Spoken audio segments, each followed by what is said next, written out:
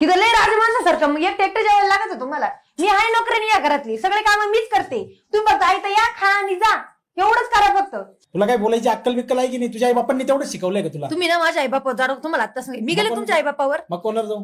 कोणावर जा, माझ्या नका जाऊ आणि माझ्या आई बापा नका जाऊ. तुम्हाला घरातल्या कामावर लक्षच राहिलेलं नाहीये. तुमचं लय लक्ष तर तुम्ही करा. कालचा टिफिन त्या भांड्यांवर राग काढू नको बरं का, तुला मी अजून सांगतोय. भांडं राग काढू नको, मग काय करू मी? तू कालचा टिफिन सुद्धा धुवायला तुला वेळ नाही मिळालाय. प्लास्टिकच्या टिफिन मध्ये आज डबा भरून दिलाय तू सगळा. हा मग काय करायचं तुम्हाला? वास मारायला लागलाय त्याला. हा मग खात आलं तर खाय, नाही तर राव कशी.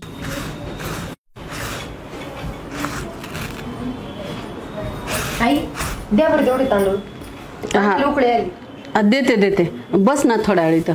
अहो ते भात शिजवायचे आहे, उशीर होईल परत.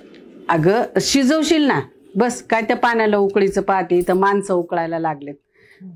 थोड्या वेळ बस. का ग तुमचे असे सारखे सारखे भांडण का बरं होतात ग? तेच भांडत राहते सारखं सारखं, थोडं काय झालं नाही त्या भांडायला कुदाच्यात. अगं कधी त्याची चूक असल, कधी तुझी असल. चुका एकाच्याच नसल ना. पण माझी नसती चूक, त्यांचीच काय म्हणत असती. छोट्या छोट्या गोष्टीवरून नुसतं भांडत राहतात. बरं तरी काय बोलली त्यांना?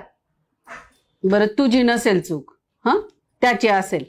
पण मग आज मी एक ना माझ्या जसं आजीचा बाटवा असतो ना, त्यातली कशी जडीबुटी दिली का काहीतरी चांगलं काम होतं, तसं माझ्या बाटव्यातली एक जडीबुटी तुला देते. ऐकशील माझं? काय? एक काम करायचं, आता इथून पुढे तुमच्या दोघांचं भांडण झालं का फक्त 3 दिवस तो बोलायला लागला का आपण गप्प बसून घ्यायचं, काहीच बोलायचं नाही. तो किती चिडो किती भांडो काही बोलो, एकदम शांत बसायचं, रिॲक्शनच द्यायचं नाही त्याला. त्यांनी काय होणार आहे? भांडणं काही कमी होणार आहे का? त्याला तर नुसतं छोट छोटं कारण लागत काही ना काही. हे बघ करून तर बघ, नाही झालं तर नाही झालं, आणि झालं तर एखादं चांगलं पण होईल, आणि नाही झालं तर तुमच्या भांडणं आयुष्यभर चालूच आहे. पण एकदा करून तर बघ, माझं ऐकून बघ. बरं बघते मग काय, आता तुम्ही म्हणते तर एवढं बघ, माझ्यासाठी एवढं करून बघ एकदा. देता? हा घे.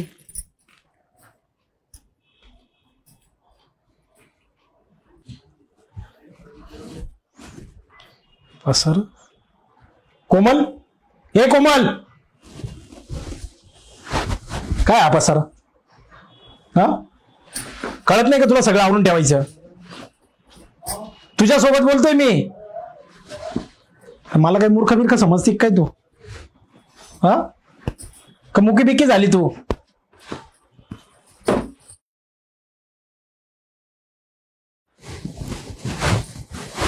काही तर बोल, सांगितल्यानंतरच काम करत जा सगळे.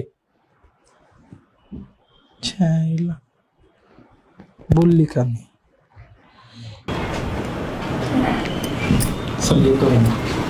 निघालास का? हो. 2 मिनिटं थांब ना.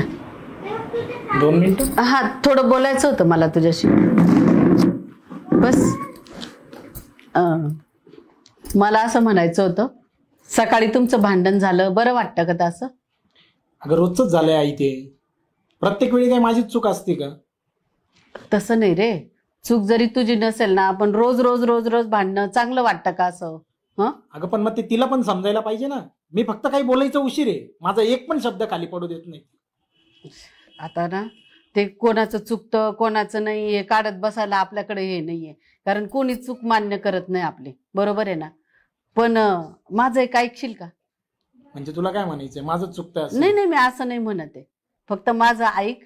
तुमचं कोणाचं चुकतं कोणाचं नाही काही फरक पडणार नाही त्याच्याने. ऐकून तर बघ. हा बोल. हे बघ, जसा आजीचा बटवा राहतो ना, तसा माझ्या बटव्यातली एक गोष्ट मी तुला देणार आहे, तेवढी फक्त तू ऐक. जर जमलं तर सगळं चांगलंच होईल, नाही तर नाही, पण ऐक. आता आहे ना, याच्या पुढे भांडण झालं की फक्त 3 दिवस ती बोलायला लागली की तू शांत बसून घेत जा, काहीच बोलायचं नाही, काहीच तिला काही म्हणायचं नाही. का बोलती काय काहीच नाही, फक्त ऐकायचं. एवढं करून बघ फक्त 3 दिवस. अगं आई, पण जर मी शांत बसलो तर परत तिला तेच वाटेल की माझी चूक आहे म्हणून मी शांत बसलोय. वाटू दे ना, पण ह्या 3 दिवसात जर फरक पडला तर एखाद्याच तिला तिची चूक पण कळू शकेल.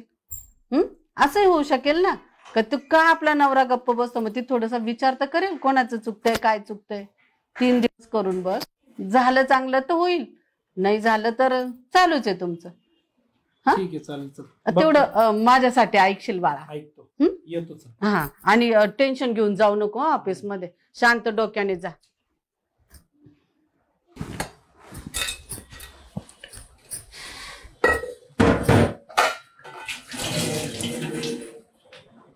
हो हा इकडे या. इकडे कळतं तुम्हाला. आता सगळे भांडे घासले ना मी, कधी दिसत नाही.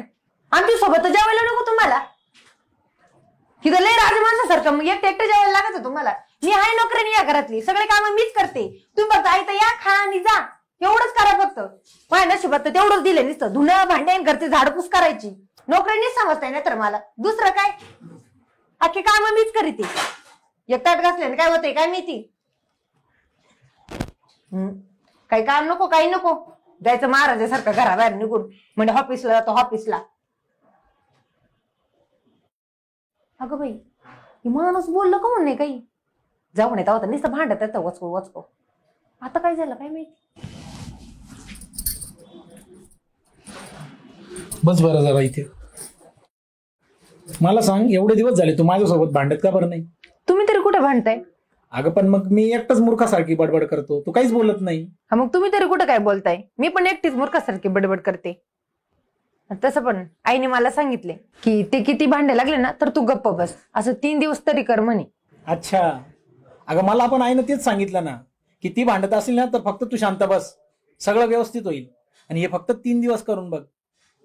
तुला माहिती का आपल्यात भांडणं का व्हायचे? का? मी भांडत असताना तू उत्तर द्यायची, तू भांडत असताना मी उत्तर द्यायचो आणि शब्दानी शब्द सगळं वाढत जायचा. म्हणून आपल्या दोघांमध्ये भांडणं व्हायचे. आणि आता भांडणं का होत नाही माहिती का? कारण तू भांडत असताना मी शांत बसतो आणि मी भांडत असताना तू शांत बसते. मानलं पाहिजे आईला. खरे बरं झालं. आईचं बटवा खरंच चांगला आहे. खरंच मानलं पाहिजे आईच्या बटव्याला. हो ना, त्याच्यामुळे जुन्या लोकांचे संसार चांगले टिकायचे. खरे बरं झालं आईने आपल्याला एक चांगलं सांगितलं. आणि ह्या आईच्या बटव्यामुळेच जुन्या लोकांचे संसार चांगले टिकायचे. आणि आजकाल बघा ना 1 वर्षभरातच नुसते डिवोर्स होते तो, आणि लोक लगेच सोडून जातात एकमेकाला आणि भांडणं तंडणं करतात. पण आपण नाही करायचं तसं. आपण आईने सांगितलं ना तसंच वागायचं, म्हणजे आपला संसार चांगला चालेल. हो बरं झालं.